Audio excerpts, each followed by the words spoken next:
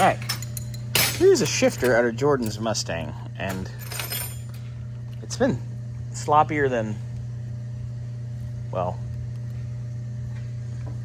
sloppier than a lot lizard at the Flying J on 2 for 1 night.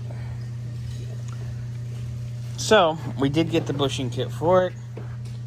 Senor Burro over there is assembling right now. He's going to clean up everything, and we will not have slop any longer. Right? Yeah, just like it should have been done the first time this transmission was out. Well, it was only out about 7 times. We had to get the damn thing to run first, which that will hopefully be coming later today as well. Right. With the new bushings in, wow. Yeah. It actually shifts like it's supposed to. Not like it's gonna disintegrate.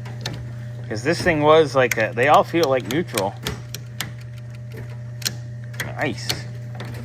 Good job, Senor Burro. All right, next up, flywheel. All right, so we were rejoicing with the billet flywheel. It is pretty, it is nice. But pretty doesn't get you where you gotta go. Because if you look, that works. That works. That works. That works. That works.